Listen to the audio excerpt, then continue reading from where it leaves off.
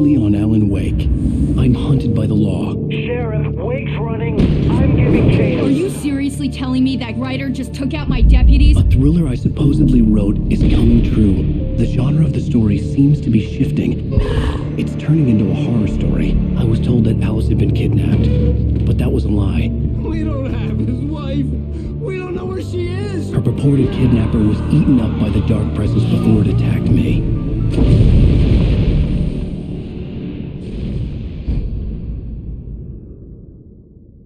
Alan, shh, baby.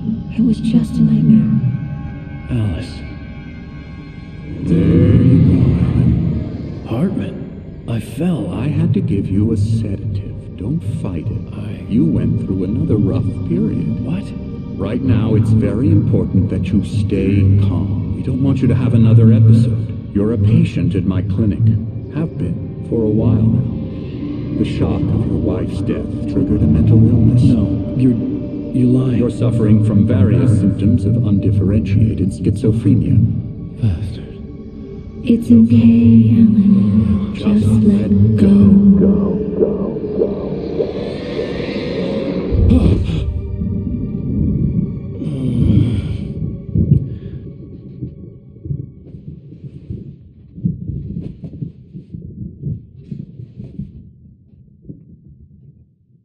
I felt groggy. Whatever Hartman had bumped in me was making me numb. I felt like this was happening to someone else. Someone I was watching on television. I couldn't think. Couldn't focus. There were only empty sheets of paper here. No manuscript pages. The door was locked. I was a prisoner here.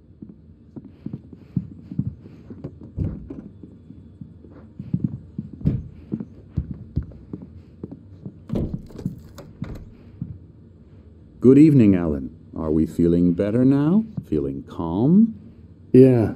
I see you brought your pet gorilla with you. So sure, I'm calm. I get the message. Loud and clear. Quite right. That's the spirit. You're being very brave, Alan. I understand you're confused. I would be more concerned if you weren't suspicious of me. I don't blame you for it. Big of you. Now, why don't you come with me? We'll reacquaint you with my clinic and go over everything you might have forgotten. Little walk and some fresh air? Yes, it will do you good.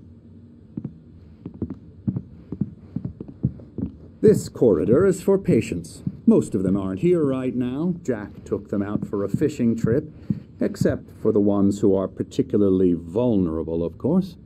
I encourage creativity as a part of the recovery process here at Cauldron Lake Lodge. I specialize in treating artists. I bet you do. Splendid, Alan. I honestly believe we can get this thing under control if we work together. This way, Alan.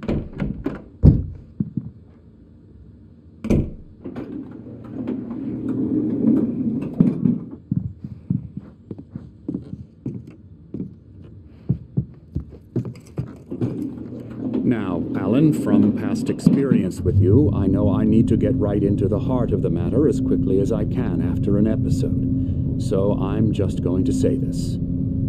Alice is dead. No. You're in a very vulnerable state until you understand and accept this. Alice drowned, and you couldn't face that. You're suffering from hallucinations, paranoid delusions, unusual thinking, an obsession about light and darkness, a feeling that everything revolves around you, your thoughts and dreams. Your mind has constructed an elaborate fantasy scenario in which your writings are affecting reality. She has been kidnapped, and supernatural forces of darkness are trying to stop you. We go this way, Alan. I wasn't ready for another shot, so I went along with it. He had to be lying. But under the influence of the drug he had given me, I had to fight not to believe his words. It's all in your head. You've been making it up. Apart from the tragic accident with your wife, no one has been killed. Your delusions are just a manifestation of your subconscious mind trying to protect you from the too painful truth. Unless we fight the fantasy, it will return. I know the instinct is to resist me, but think about it. Doesn't this make far more sense than the insane supernatural conspiracy you have concocted in your mind? You're a skeptic by nature, Alan. We both know this. Everything can be explained logically.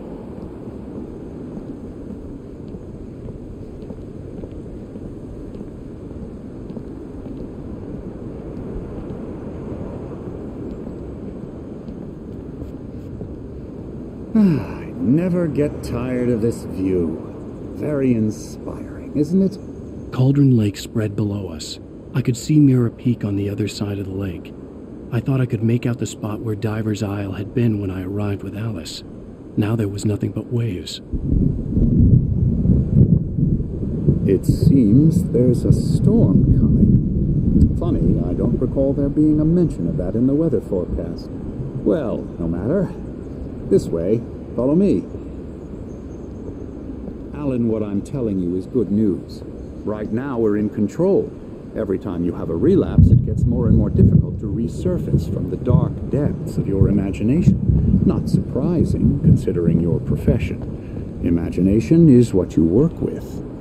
After all your nightmares, this should come as an immense relief to you. If it doesn't, why is that? Because I'm lying? Or because you don't want to admit that you're not well? It's very natural for you to think of me as your enemy. It's part of the illness. I let him talk. Hartman obviously loved his own voice. His words echoed madly inside my head. But I dug my nails into the palms of my hands to stay You need focused. to work with me. Once you accept that, we can begin the journey towards your recovery. Come along. Let's go inside.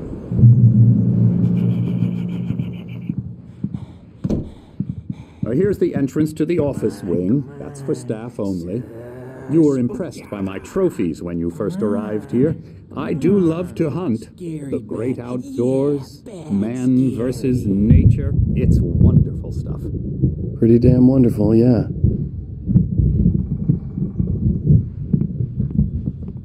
Scary, scary, scary.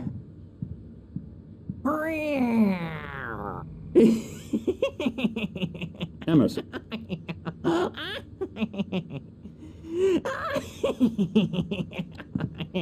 I'm a real bad dream, mister. You should be afraid of me. Don't want to run into me in the night, that's for sure. Please, Emerson. Mr. Wake is confused enough as it is. Yeah, you'd like me to go away so you won't be scared. But you can't just decide what kind of dream you have or when you have it. Emerson. Okay. Sorry. Boo.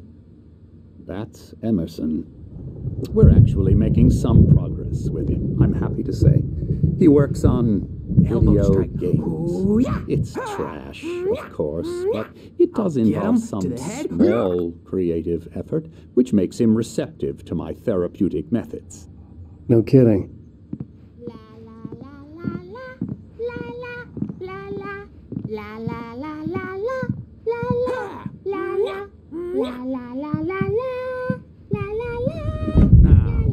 You might have noticed the typewriter in your room. You've been writing as a part of the therapy.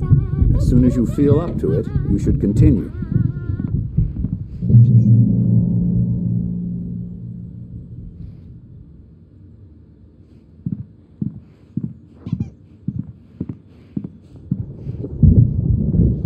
My rheumatism's killing me.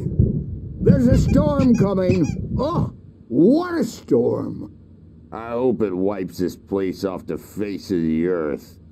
And these two are the Anderson brothers, Odin and Thor. They had a, how should I put this, a heavy metal band in the 70s and 80s called Old Gods of Asgard.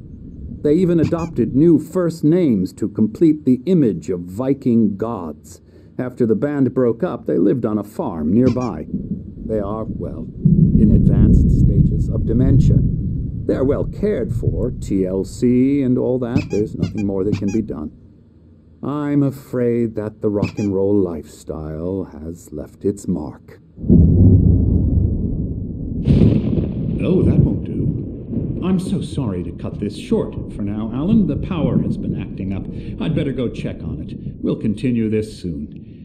Meanwhile, when you feel up to it, return to your room and try to write. It really is for the best. Don't you think? I'd like to bash his head in with a hammer. Oh, he'd love to fish out our secrets, but he has no clue. He's not crazy enough. Not crazy like us, Sonny. Yeah! Being crazy's a requirement, Sonny. Who else could understand the world when it's like this? It takes crazy to know crazy. That's the sanest thing I've heard in a while. Zane! You're all right, Tom. Hey, we like him, don't we, bro? He's got to go to the farm. The Anderson Farm. Valhalla! We wrote it all down, lest we forget. A crash course. All you need to know to get your head right. You need to find the message. Here, Sonny, here's something for you. Gave me a rash, but I kept it safe from these bastards. My head was clearing up, or according to Hartman, I was sinking back into the fantasy. I was convinced he was lying to me about everything. Crazy or not, the Andersons made more sense. Zane could feel the poems, taking form, shaping things. As he experimented, he imagined he could almost feel the power surging through the keys of the typewriter. It exhilarated him. But there was fear, too. If not for his young assistant Emil, he would have given it up. But Emil convinced him otherwise. He too had a way with words.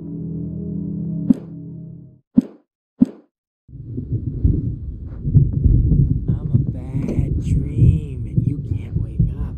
You can't hurt a nightmare because all dreams are only imagination. The storm's bound to make you-know-who jumpy. You know how they get. Gotcha. The doc's got me looking after Wake here, but holler if they get too rowdy. I'll do that, Birch. Hey, Wake, why don't you humor Dr. Hartman and give the writing a shot, huh? Typewriter's in your room. You can get to your room by those stairs, Wake.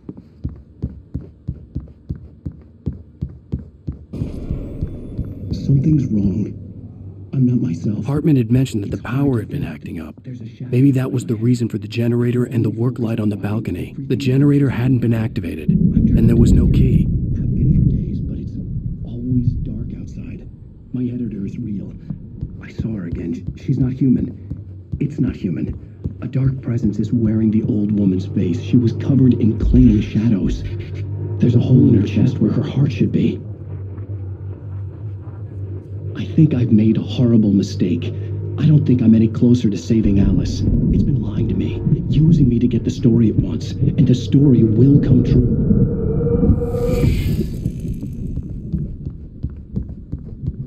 Scary for them.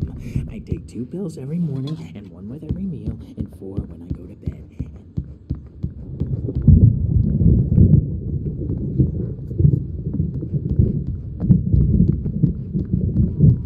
Hartman wanted me to write. I knew I couldn't, but I figured I should just play along for now. The white glare of the blank page in front of me hurt my eyes. My hands began to shake uncontrollably. Everybody calm down. Put that down. Bert, I need help. Hey, Wake, you stay here. I'm gonna go see what's up. You just keep doing what you're doing. Be cool, okay?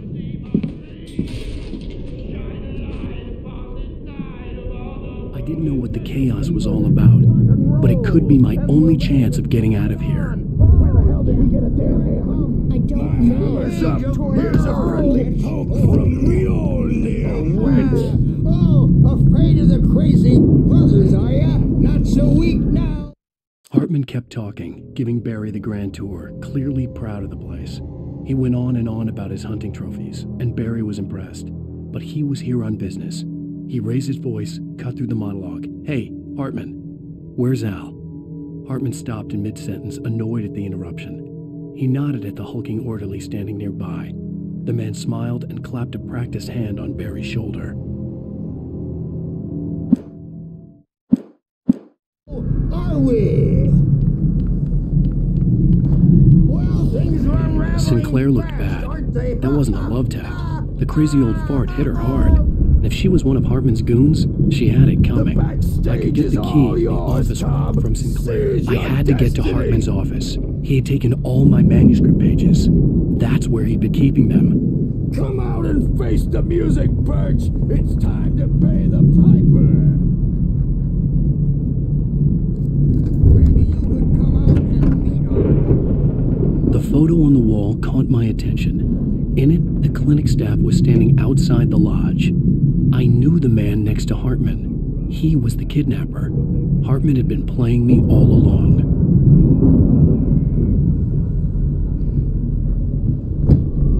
The markings on the tape said they were recordings Hartman had made at the sessions with his patients.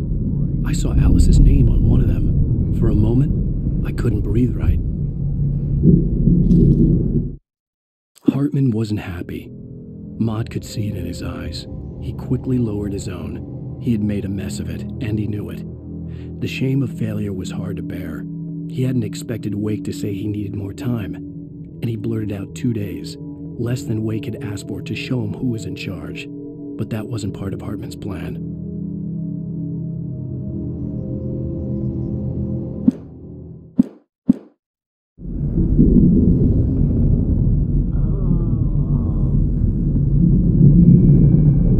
Now, Mrs. Wake, can you tell me about Alan's problems? He's more and more out of control all the time. The parties, he's so angry all the time. He's getting violent. Do you mean with you? No, not with me. No, never. Sometimes I almost wish Alan would take a swing at me, because at least that'd lead to a conversation he couldn't just march out of. But no. Alan doesn't really sleep. And the work, well, he's not writing at all.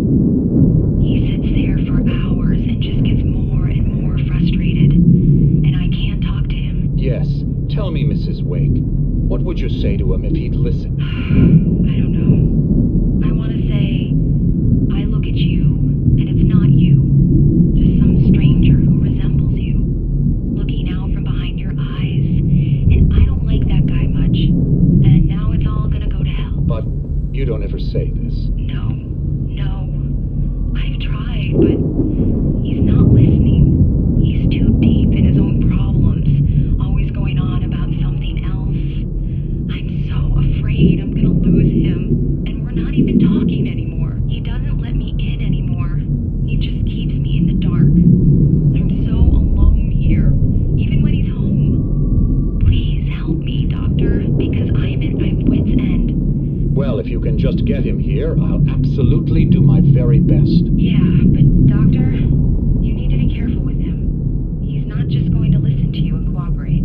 He's the most stubborn man I've ever met. Well, I'll be sure to bear that in mind. Hearing her voice, what she was saying made me happy and sick and guilty all at once. Worst of all, I recognized the words. The phone call from her. It had been a cut-up of this. Just a recording. Hartman, do you hear me? I'm gonna do your crazy quack ass to shreds! Seriously! Barry? Ow! About time! Barry, man, I'm glad to see you. We need to get to Hartman's office. It's right next door. You okay? Yeah.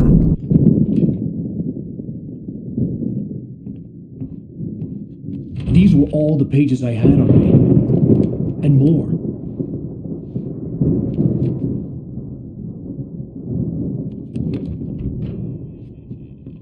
Alan, please. You're sliding back into the... Tell me one more lie and I'll shoot you in the face. Ah, well, it was worth a shot. Really, Wake, come on. Let's work together on this. You have no idea... Hartman, shut up! Barry, get out of here. I'll catch up with you. Get a car. Oh, Al, let's just... Go! Wake, listen to me. This is a mistake. Don't you see? Together we can create something absolutely wonderful. With your ability and mine.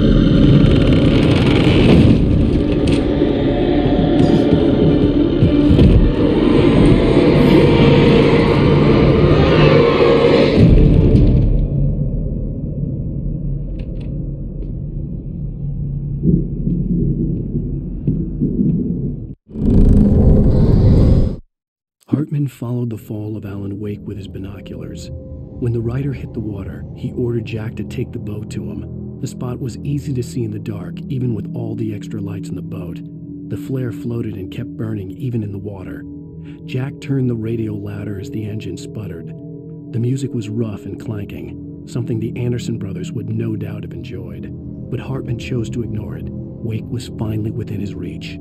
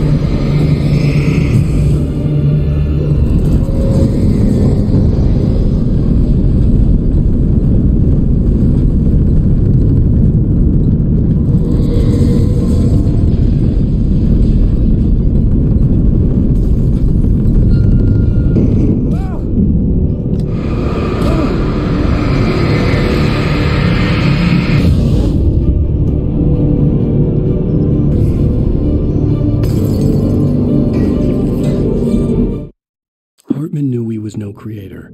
He had no ambitions on that front, and he certainly didn't want to end up like every artist he had worked with here, damaged in ways that were hard to describe, or worse.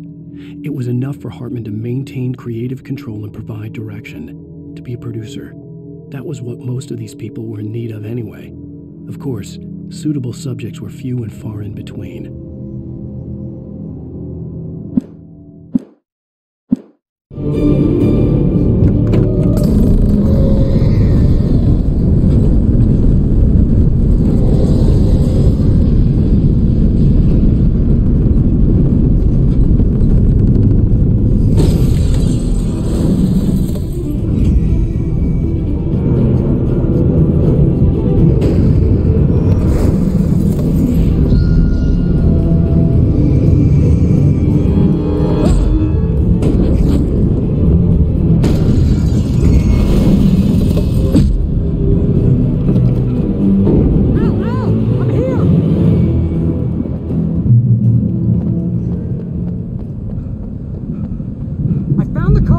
Gate's locked. You're gonna have to go through the hedge maze over there. Barry, I don't have a light. Take this, Al. Oh, God! Look at the house, Al! Look out!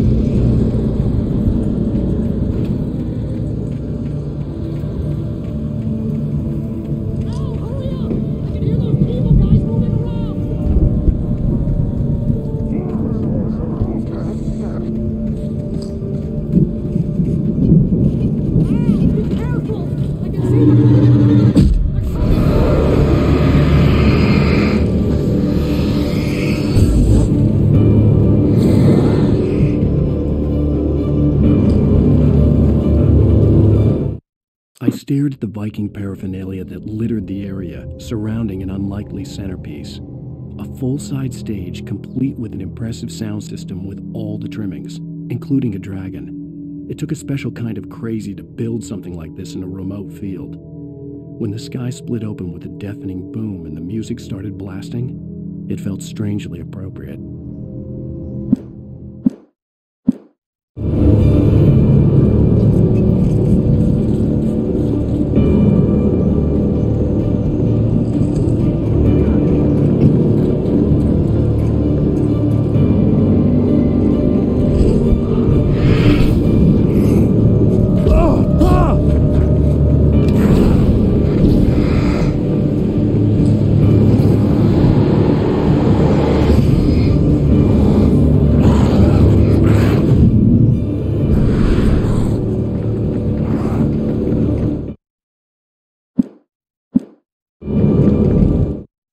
Hartman hurried down the corridor. He had disliked leaving Wake when he was surely at his most susceptible to therapy. But this was not an ordinary storm.